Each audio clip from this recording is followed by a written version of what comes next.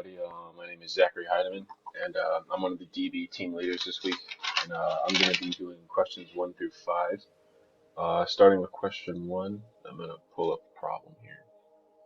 We have to compute our function at these values 2, 500, 1000, and 4, and interpret the meaning. This is pretty straightforward.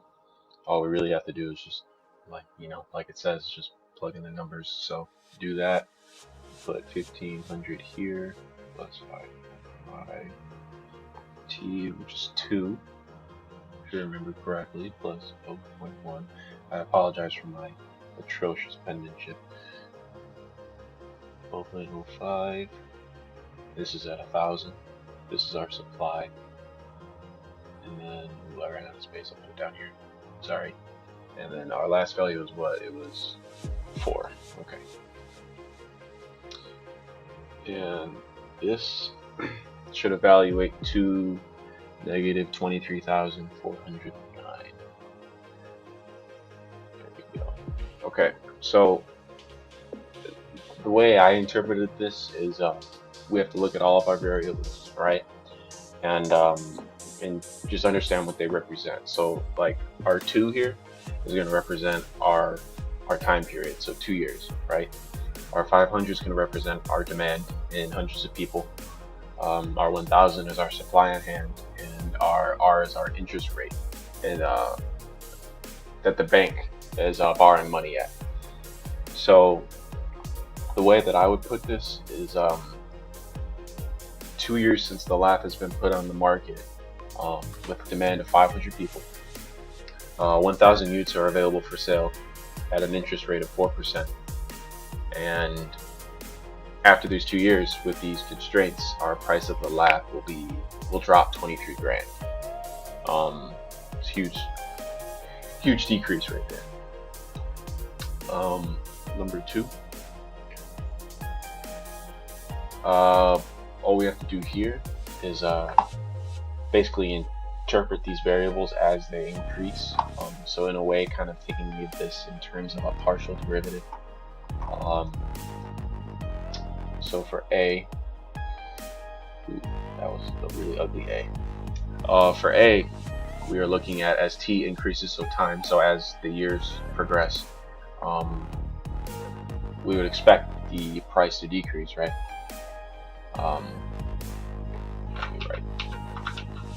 As t increases,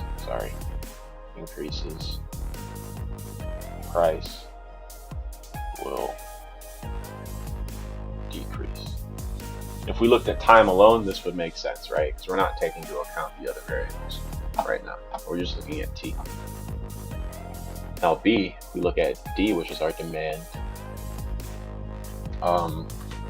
We can assume as demand increases, the price would increase, right? Because the company can get away with charging more if there's more people that want it, right?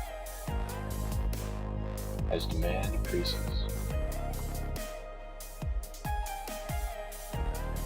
price will increase.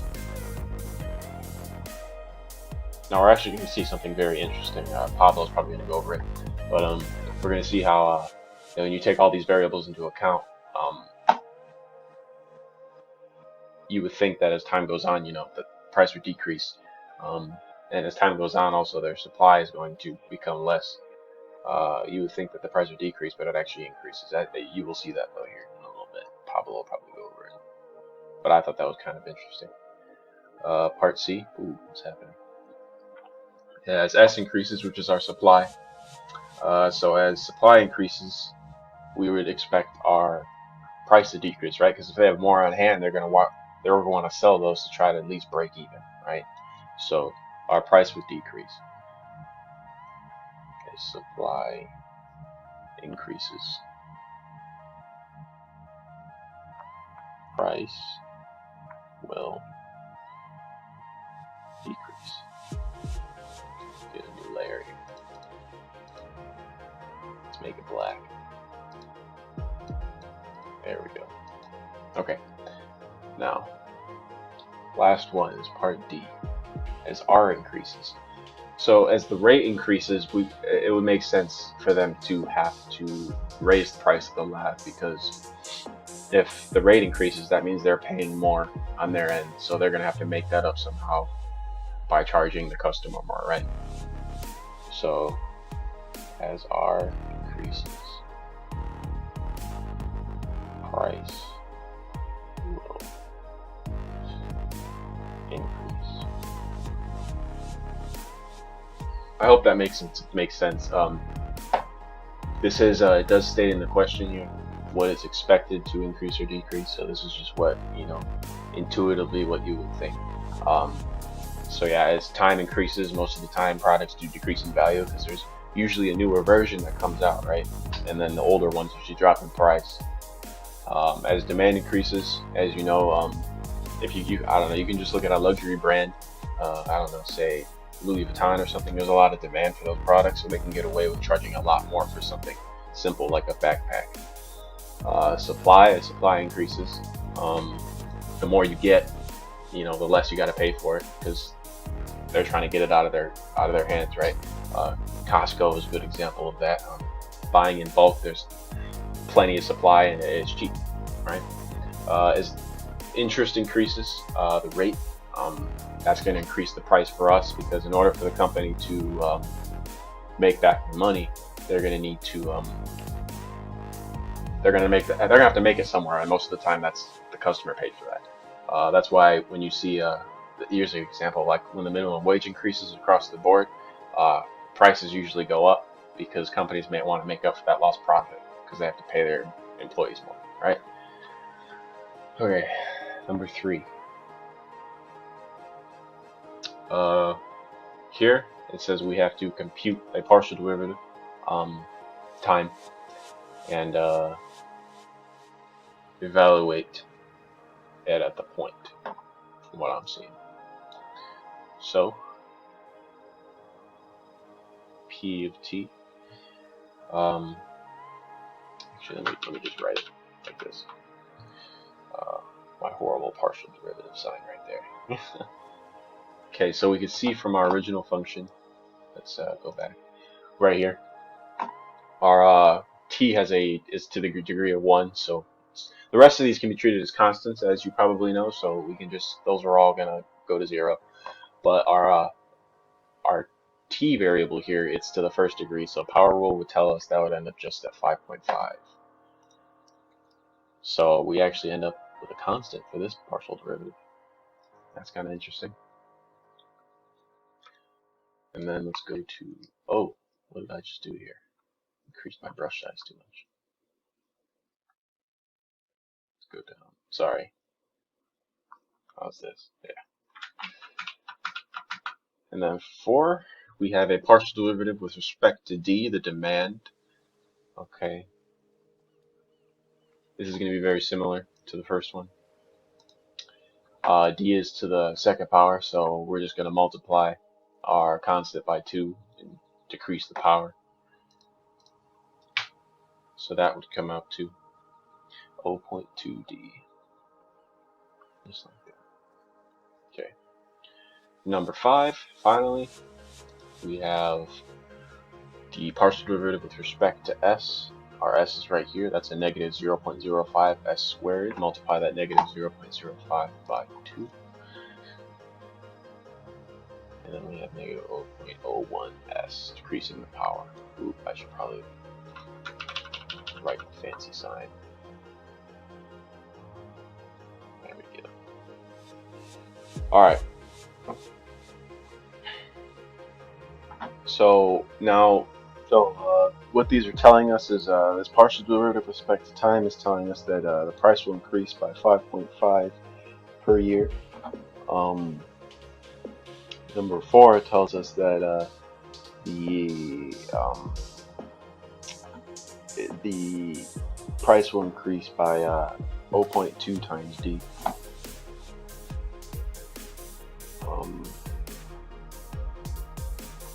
Sorry, hold on, I'm looking for the original function here.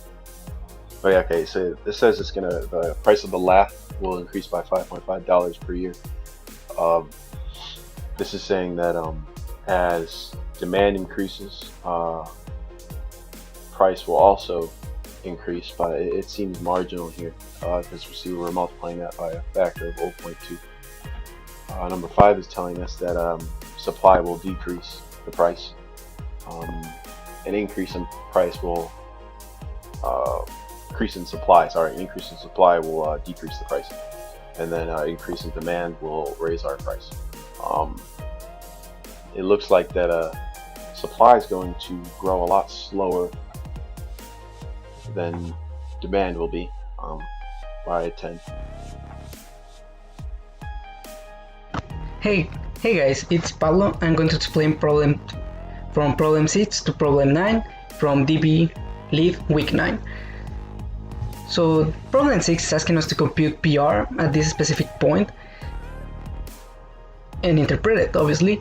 So the partial derivative of PR, or dP over dr, it's 20. Why? Because all the other variables are going to be constant, are going to being held constant, meaning that the only variable that's going to get a derivative of is going to be r. So 20r is basically equally to saying 20x, and the derivative of 20x is equal to 20.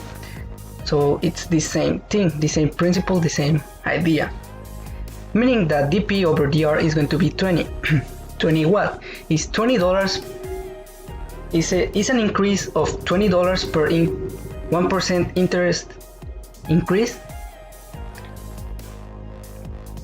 And for question 7 is asking us to describe what happens with demand, supply, and the company's borrow rate over time. These are the equations, the functions of demand, supply, and the borrowing rate over time, or per time, well, with respect to time. If we see the demand function, we notice that the term that has the variable that will be changing over time is this one here, the 0.15 t squared, meaning that the whole function is going to decrease over time. The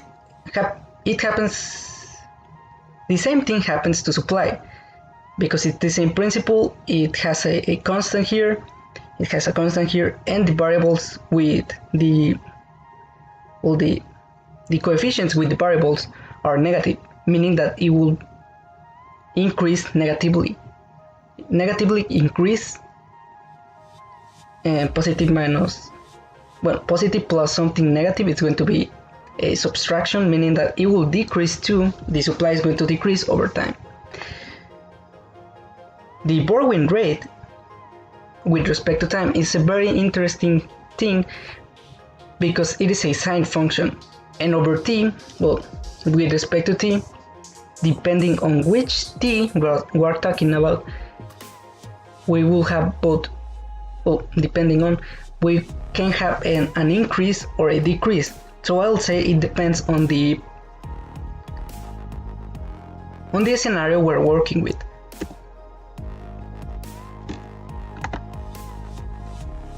For question 8, we have to calculate dP dt. But first of all, we have to do a diagram, a chain diagram.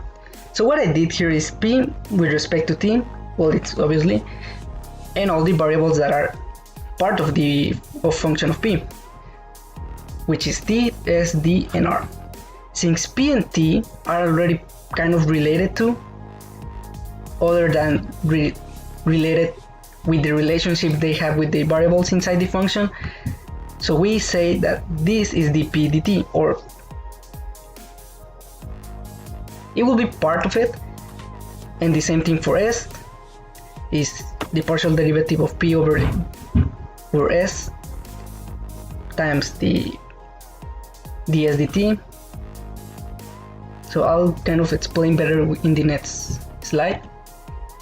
So we will end up getting this, let's say this equation. So is dP dd times dd dt, and the same principle. And since P and T are already related, directly related,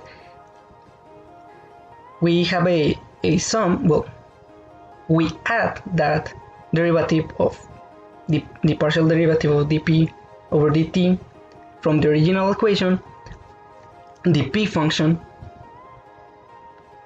That's why we added here. First, some steps to what we have to, what each term is equal to. So for example, dp over dd is 0.2d, and d is equal to this. So all the variables are going to be replaced by their respective functions, just to clarify that. So this is d, this is dd dt, because that's the derivative of these functions. It's the partial derivative of ps, it's negative 0.1s, and we replace s for the function we know. We do the same thing for ds dt, we get the derivative of the function with respect to t, all this with respect to t. This is the partial derivative of pr, the derivative of r with respect to t, the partial derivative of t, which is 5.5. It's basically the same thing. The derivative is similar to the partial derivative of r, the pr, because it's just 5.5t. And we will end up getting a, so this is the dp over dd and dd over dt, dp over ds times ds over dt, dp dr times dr dt, and plus the partial derivative of pt. We do a bunch of math here, well, basically algebra, just to make it more easier to compute. And this part is equal to negative 178, this part is equal to positive 328. This part here, as I said before, that this can change into positive or negative. In this case, at time equals 5 is negative 45 plus 5.5, and we end up getting that dp over dt is equal to 109.53. This is the exact number. It is about this number. It's basically it. And we can also say, if we round everything, we can say that it's about 110. And what are the units of it? Well, dp over dt, oh well, that's the interpretation here. So for now we can say that dp dt is $110 per year. And for 9 that is asking us to interpret it and explain if it's going to increase or decrease. So after 5 years, the LAT, I think it said LAT, being on the market, every additional year will increase its price by about $110. So it's $110 per year increase. This can happen because the supply is getting lower over time and there is a significant amount of demand for the product, making it more valuable.